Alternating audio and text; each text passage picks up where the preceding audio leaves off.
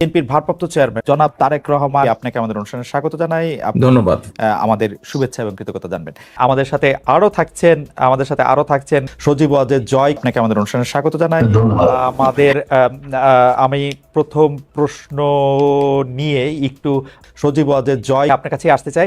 আমাদের প্রথম যে প্রশ্ন সেটি হচ্ছে যে আমরা দেখেছি যে 5ই আগস্টে ক্ষমতার পট পরিবর্তনের পরে শেখ হাসিনা পালিয়ে যাওয়ার পরে তিনি ভার্চুয়ালি একটি জায়গায় তারপর দিনই ভার্চুয়াল বক্তব্য দিয়েছিলেন, বিভিন্ন অনুষ্ঠানে অনলাইনে সক্রিয় থাকছেন, বক্তৃতা দিচ্ছেন। দেশের পক্ষ থেকে এই দাবি আছে তাকে দেশে আসার, দেশে ফেরা উচিত, মানে সে সময়টা কখন হতে পারে? ওনার উদ্দেশ্য হচ্ছে অতি শীঘ্রই বাংলাদেশে ফিরে যাওয়া, রাজনীতি করার জন্য তিনি চান না বাংলাদেশে ফিরে যেতে। এখন যেহেতু আমাদের দলকে আবার সংগঠিত করতে হচ্ছে, এটা তিনি করছেন। তিনি ভালো আছেন, তিনি এখন দিল্লিতে আছেন, আমার বোন ওনার কাছে আছেন, আমার বোন তো দিল্লিতে থাকেন।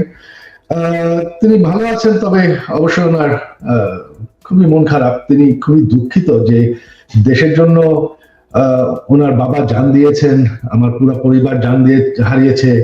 যে দেশের জন্য তিনি জেল খেটেছেন, এত পরিশ্রম করেছেন, এত উন্নয়ন করেছেন, সেই দেশের মানুষ তাকে এইভাবে অপমান করে বের করে দেবে, তার উপর আক্রমণ করতে যাবে, এটা আমরা কেউ কল্পনা করতে পারিনি।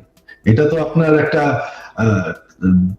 তারা যে দাবি করছে যে এটা গণতান্ত্রিক আন্দোলন, এই মানুষ হত্যা করা, পুলিশের উপর হামলা করা, প্রধানমন্ত্রীর উপর হামলা করা, প্রধানমন্ত্রীর বাড়ির উপর হামলা করা, যা সবকিছু জ্বালাপোড়া করা, লুটপাট করা, এটা তো কোনো আন্দোলন নয়, এটা তো হচ্ছে মব, এটা তো হচ্ছে সন্ত্রাস, জঙ্গি। বর্তমানে তো আপনারা দেখতে পাচ্ছেন যে এখন তো বাংলাদেশে যেভাবে সংঘর্ষ চলছে, জ্বালাপোড়াও চলছে, তখন আপনার এটা শুরু হয়ে গেছিল এবং তারা সিদ্ধান্ত দিয়েছিল যে তারা গণভবনকে হামলা করবে। তখন তিনি কিন্তু দেশ ছাড়তে চাননি। আমরা পরিবার থেকে তখন ওনাকে কনভিন্স করলাম যে না, এরা শুধু প্রটেস্টার না, এরা তোমাকে হত্যা করে ফেলবে, তো তোমার দেশ ছেড়ে যেতেই হবে। সরকার পতন হওয়ার আগে থেকে আওয়ামী লীগের নেতা কর্মীর উপর বিভিন্ন জায়গায় ঢাকার বাইরে এবং ঢাকার ভিতরেও হামলা চলছিল, তাদের কয়েকজনকে হত্যা করা হয়েছে। তো এখানে যে শুধুমাত্র সরকারের দোষ দেওয়া হয়, আওয়ামী লীগের দোষ দেওয়া হয়, সেটা ঠিক না। এখন তো দেখা যাচ্ছে আওয়ামী লীগ নাই, আওয়ামী লীগ সরকার নাই, তবে নির্যাতন তো চলছে। আমাদের সকল মন্ত্রীদের বাসা জ্বালিয়ে দেওয়া হয়েছে, বঙ্গবন্ধু মিউজিয়াম পর্যন্ত জ্বালিয়ে দেওয়া হয়েছে, যেখানে জাতির জনক বঙ্গবন্ধু এবং আমার পুরো পরিবারকে হত্যা করা হয়, যেটা একটা মিউজিয়াম ছিল, সেটাকে তারা পুড়িয়ে ফেলেছে। আমাদের নেতাকর্মী কয়েকজন এমপি মারা গিয়েছেন, অনেক নেতাকর্মীকে হত্যা করা হয়েছে। আর আমি শুনতে পাচ্ছি যে হিন্দুদের উপর আক্রমণ হয়েছে, কিছু মন্দির পুড়িয়ে দেওয়া হয়েছে। তো এই সংঘর্ষ তো আগে থেকেই শুরু হয়ে গেছিল। এটা তো এখন তো আমাদের সরকারের দায়ী নাই, আমাদের আওয়ামী লীগ তো এখন আর এই সংঘর্ষের জন্য দায়ী না। দেশের জন্য এত করেছি, এই যে গত 15 বছরে আপনার জানেন আমি ডিজিটাল বাংলাদেশ বানিয়েছি, এটা আমার স্বপ্ন ছিল। আমি সরকার থেকে কোনো বেতন নেই, বিনা মূল্যে আমি এই কাজটা করেছি। আমি প্রচুর পরিশ্রম করেছি বাংলাদেশকে ডিজিটাইজ করতে, গ্রাম পর্যন্ত ডিজিটাল বেনিফিট পৌঁছানোর। তারপরে যদি বাংলাদেশের মানুষ, এই যে উন্নয়ন আমরা করেছি, তারপরে যদি বাংলাদেশের মানুষ আমার পরিবারের সাথে এরকম করে, তাহলে আমাদের আর কিছু বলার আর করার নেই। আওয়ামী লীগ মরে যায়নি, আওয়ামী লীগ হচ্ছে বাংলাদেশের সব থেকে পুরাতন দল। সবাই যে মনে করে যে আওয়ামী লীগের পপুলারিটি নাই, দেশে আপনার 17 কোটি মানুষের মধ্যে এখনো আপনি যদি নিরপেক্ষ নির্বাচন হয়, আমি জানি আওয়ামী লীগ ভোটে জিতে আসবে। হ্যাঁ, 100% ভোট কোনোদিন কোনো গণতন্ত্রে কোনো সরকার পায় না।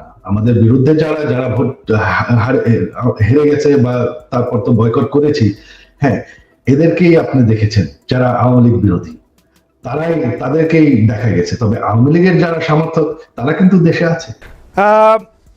আরেকটি ব্যাপার সেটি হচ্ছে আমার আগেকার প্রশ্নের সাথে সম্পর্কিত, যে গণ অভ্যুত্থানের মুখে শেখ হাসিনার দেশ ছেড়ে পলায়ন, আওয়ামী লীগের নিষ্ক্রিয়তা, এক ধরনের মানে আওয়ামী লীগ দেশের রাজনৈতিক প্রেক্ষাপট থেকে বাদ হয়ে গেছে, কেউ কেউ আমাদের মিডিয়ার ভাষায় কেউ কেউ বলছেন যে একটা -1 হয়ে গেছে। অন্তর্বর্তী সরকারকে নিয়ে কোনো -2 সংখ্যা কি আছে? আমার সাথে অন্যায় হয়েছে, অবিচার হয়েছে, আমার পরিবারের সাথে হয়েছে, আমার বাবাকে হত্যা করা হয়েছে, আমার মার সাথে অন্যায় করা হয়েছে, তাকে অত্যাচার করা হয়েছে, আমার ভাই মৃত্যুবরণ করেছে এই অত্যাচারের কারণে।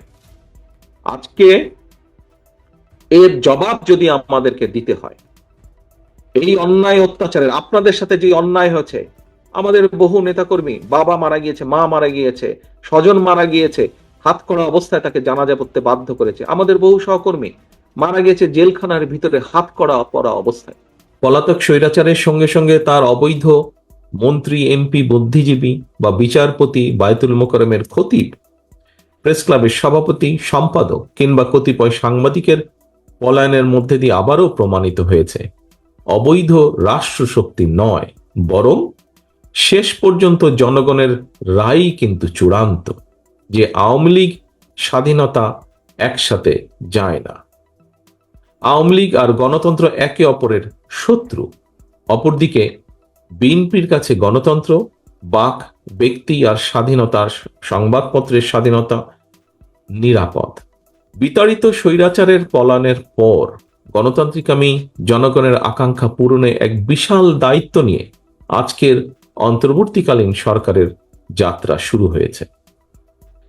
তবে গণতন্ত্রের পক্ষের সকল শক্তি এবং সাংবাদিক সমাজকে সতর্ক থাকা দরকার। আমাদের গণতন্ত্র প্রতিষ্ঠার যে চলমান যাত্রা বাধাগ্রস্ত করতে কিন্তু এরই ভিতরে নানা রকম ষড়যন্ত্র শুরু হয়েছে, যা এর ভিতরেই অনেক বক্তা তাদের বক্তব্য এরই ভিতরে তুলে ধরেছেন। বিতাড়িত স্বৈরাচার এবং তাদের দোসর চক্র নানা কৌশলে আবারও মাথাচাড়া দিয়ে ওঠার অপচেষ্টা শুরু করেছে। অপশক্তি দেশের ভেতরে এবং বাইরে থেকে বাংলাদেশের পক্ষের শক্তির মধ্যে ভুল বোঝাবুঝি সৃষ্টির পায়তারায় লিপ্ত হয়েছেন। তবে সবাই যদি আমরা সতর্ক থাকি, বাংলাদেশের পক্ষের শক্তির মধ্যে ভুল বোঝাবুঝির অবকাশ থাকবে না বলেই আমি দৃঢ়ভাবে বিশ্বাস করি। পলাতক মাফিয়া সরকার গত ১.৫ দশকে বিএনপি সহ বিভিন্ন দল ও মতের হাজার হাজার মানুষকে হত্যা করেছিল, শত শত নেতাকর্মীকে গুম, অপহরণ করেছিল। বিএনপির ৫০ লক্ষেরও বেশি নেতাকর্মীর বিরুদ্ধে প্রায় ১.৫ লক্ষ মামলা দিয়েছিল। লক্ষ লক্ষ নেতাকর্মী, বিএনপি সহ বিভিন্ন বিরোধী দলের লক্ষ লক্ষ নেতাকর্মী ঘর ছাড়া হয়েছিলেন। অকারণেই, বিনা কারণে, বিনা অপরাধে mother of democracy Begum Khaleda জিয়াকে ৫ বছরও বেশি সময় কারাবন্দী করে রাখা হয়েছিল। পলাতক স্বৈরাচারের নির্দেশে শুধু জুলাই আগস্টেই গণ অভ্যুত্থানে কমপক্ষে ২,০০০ ছাত্র জনতাকে শহীদ করা হয়েছে, কমপক্ষে ৩০,০০০ মানুষকে করা হয়েছে আহত। গণ অভ্যুত্থানের এই সময় শুধুমাত্র বিএনপি এবং এর অঙ্গ সহযোগী সংগঠনের শুধুই মাত্র ৪ শতাধিকেরও বেশি নেতাকর্মী শহীদ হয়েছেন। এর বাইরেও যারা শহীদ হয়েছেন বা হতাহত হয়েছেন, হয়তো তারা সরাসরি বিএনপির কর্মী নন, তবে অবশ্যই তারা বাংলাদেশের পক্ষের শক্তির সাহসী প্রাণ। তারা ছিলেন আমাদেরই কারো সন্তান, আমার, আপনার, আমাদেরই কারো ভাই, কারো বন্ধু, কারো সহকর্মী কিংবা স্বজন। এমন হাজারো হতাহত ছাত্র জনতার আত্মত্যাগের বন্ধনে বাংলাদেশের পক্ষের শক্তির মধ্যে জাতীয় ঐক্য গড়ে উঠেছে। সুতরাং আমরা যারা বেঁচে আছি, শহীদদের আকাঙ্ক্ষার একটি গণতান্ত্রিক, মানবিক, বৈষম্যহীন বাংলাদেশ প্রতিষ্ঠার মাধ্যমে শহীদদের রক্তের ঋণ পরিশোধ করা আমাদের দায়িত্ব। একই সঙ্গে পলাতক স্বৈরাচার আর তার দোসররা যাতে রাজনীতিতে পুনর্বাসিত হতে না পারে, সেই ব্যবস্থা গ্রহণ করাও কিন্তু আমাদের কর্তব্য। এজন্যই যথাযথ আইনগত এবং রাজনৈতিক পদক্ষেপ নেওয়া প্রয়োজন বলে আমরা মনে করি। পলাতক মাফিয়া খুনিদের পুনর্বাসন ঠেকাতে তাদেরকে একদিকে আদালতে বিচারের মুখোমুখি করা প্রয়োজন, অপরদিকে তাদেরকে অবশ্যই জনগণের আদালতের রাজনৈতিক বিচারে প্রত্যাখ্যাত হওয়ার পরিস্থিতিতেও ফেলতে হবে। যদি এই দুয়ের সমন্বয় ঘটাতে পারি আমি দৃঢ়ভাবে বিশ্বাস করি গণবিরোধী বিতাড়িত অপশক্তি বাংলাদেশের রাজনীতিতে আর মাথা তুলে দাঁড়াতে সক্ষম হবে না। খুনি, লুটেরা, মাফিয়া এবং স্বৈরাচারী রাজনৈতিক অপশক্তিকে বাংলাদেশের রাজনীতিতে অপ্রাসঙ্গিক করে দিতে হলে জনগণের রাজনৈতিক ক্ষমতায়ন প্রয়োজন। ভোটের অধিকার প্রয়োগের সুযোগ পেলেই জনগণ তাদের রাজনৈতিক ক্ষমতা প্রয়োগ করে গণহত্যাকারী, খুনি, লুটেরা, পলাতক স্বৈরাচার এবং তাদের দোষত্বকে রাজনীতির মাঠ থেকে বিদায় করে দিতে সক্ষম হবে। এ কারণেই বিএনপি মনে করে সংস্কার কার্যক্রমের পাশাপাশি একটি যৌক্তিক সময়ের মধ্যে অবাধ, সুষ্ঠু, নিরপেক্ষ নির্বাচন অনুষ্ঠান অবশ্যই প্রয়োজন।